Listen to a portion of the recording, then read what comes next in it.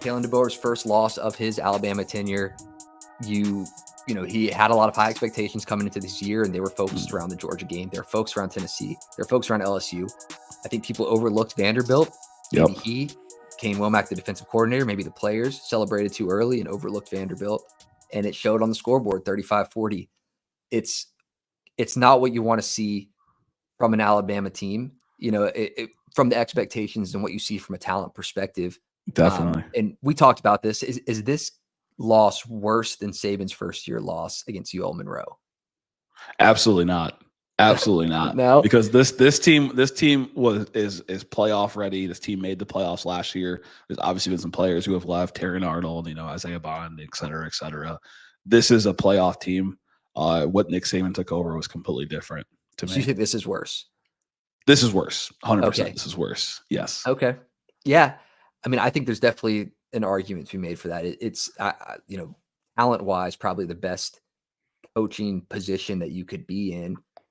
You don't see coaches retire very often. It's usually a firing, and that leads to a whole other problems. He inherited a great roster.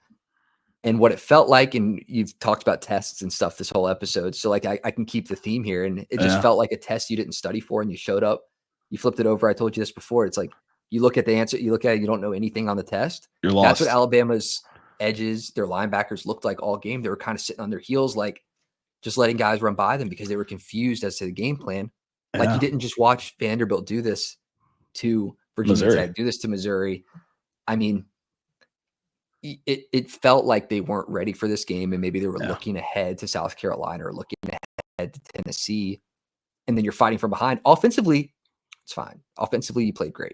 Yeah, a couple mistakes here and there, but you can't be mad about it. I had a friend say, if you heard that if someone told you Alabama was going to score 35 in this game, would you think that they won? You would say yes. So it's more on the defense that they didn't perform to the level that they are capable of. It is. And if I'm remembering the timeline of the game, right, it was when Jalen Milroe fumbled the ball, it felt like that drive, they were going to get ready to get in that spot where they were with USF, where they were with Wisconsin, not necessarily Wisconsin, but USF, where they just blew the game up. Like, it was like, okay, like, this is cute. It's been close. Okay, like, we've been kind of not doing as much defensively. And then the turnover happens. Vanderbilt capitalizes on their second turnover with a touchdown, or I think 3 points. But it just felt like that was the point where they were going to make that jump. Mm-hmm. And then they just never really able to take control defensively for the majority of the game. I'm usually one to lean positively always, but this is Alabama, and no positives. There's no positives, and it's Alabama, and it's one of those things where what's the goal? Championship. Mm-hmm. Playoffs is table stakes. Championship's the goal. Mm-hmm. You've just taken down one strike. You probably got one or two more strikes left. You got one strike unless other stuff happens around the conference and around the country from a win-loss perspective to give you more chances to lose games. And this is not the game you want to lose. It's not because Vanderbilt's a bad team. It's just you want that loss if it's going to come to a tougher team when you're conference to Tennessee, maybe an LSU if it plays out that way. You wanted to have a clean track record going into those games where if you drop your first loss, you're probably still in that conference championship discussion. And so there's a lot of football to be played across the conference, but for Bama, controlling your own destiny, which is what I know Nick Saban talks about or has talked about in the past. This one's an interesting one to sit with. Yeah. And the biggest thing, I think, looking at this Alabama team, and we can say the second half of the Georgia game defensively was not stellar, right? They blew a big lead. This game, they never performed well defensively. Yeah. And as you bring in a head coach from South Alabama to be your defensive coordinator, you expect a guy who can make adjustments, who can look at the game plan, and maybe you didn't plan right for the week, or maybe the team brings out a different look. Oh, there's something working against us that we didn't really prep for. I think for Vanderbilt, you should have known. But you come out and you bring the same thing all game, and it's not working. No adjustments, either game.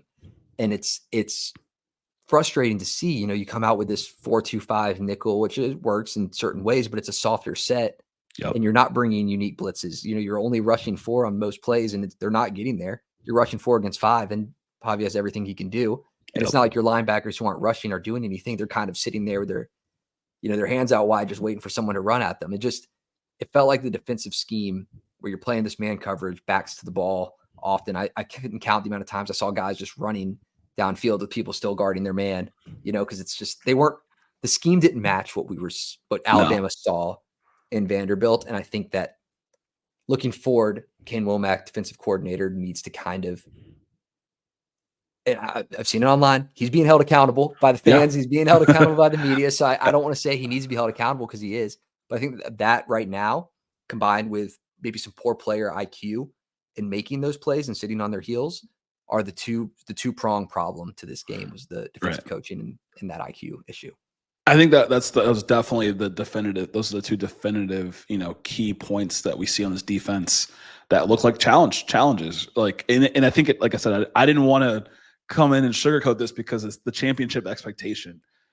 At the end of the day, it's like, what are our gaps? The obvious gap in this game was the defense. You talked about with that IQ. You talked about with some of these, very simplified packages that they're running defensively, and so he's hearing it on the forums. He's hearing it from people, I'm sure, on YouTube, and people that watch segments like this. But it's coming from a place of, I keep saying it, but expectations. Like the talent's there. So it's like it's taking over a kitchen where the ingredients are always there, but the talent's there. I mean, like Xavier Brown, he's a freshman. He made the play of the game last week, right? There's a lot of talent in this room.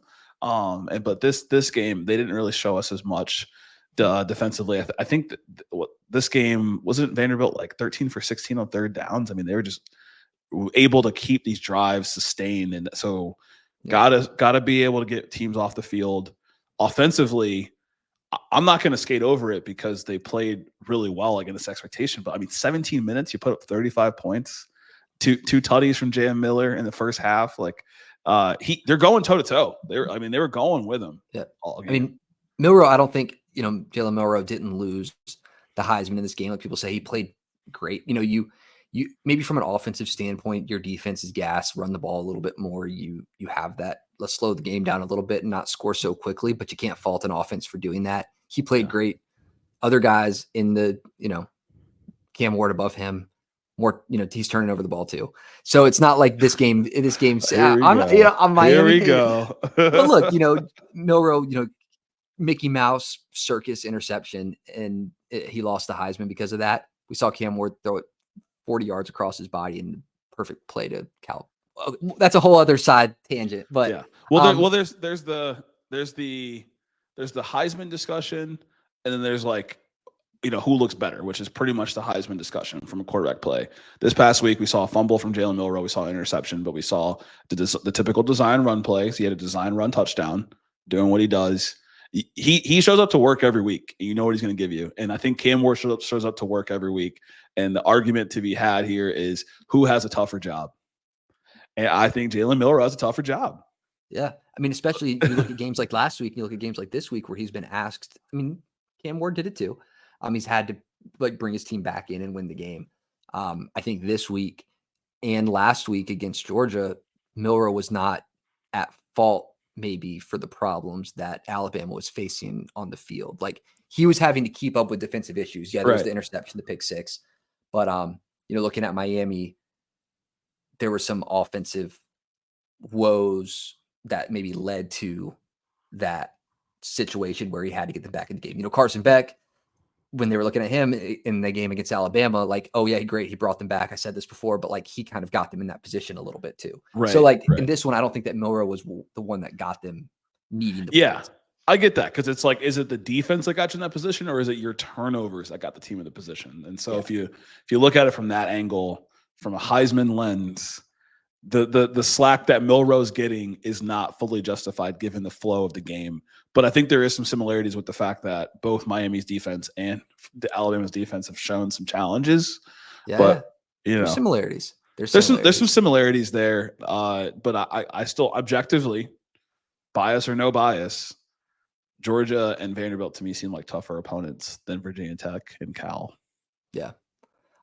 Wrapping up Alabama, I don't want to look past just their next game because they shouldn't do it either. So let's just talk their next game real briefly. And they got South Carolina, team with a good defense, rough offense. It's going to look like maybe a different flipped version of this game. If you're Alabama, you don't want to see a single point from South Carolina next week. Bring the defense, show up to work. I don't want to see anything but some good football, some good practicing this week from them, and make a statement. But that's what they got next on the schedule before Tennessee. Yeah, South Carolina, noon, Eastern, national telly, ABC. Come out, party. What you got? What you got for us, Bama? You know Milroe's been getting that end zone a couple times. I hope so.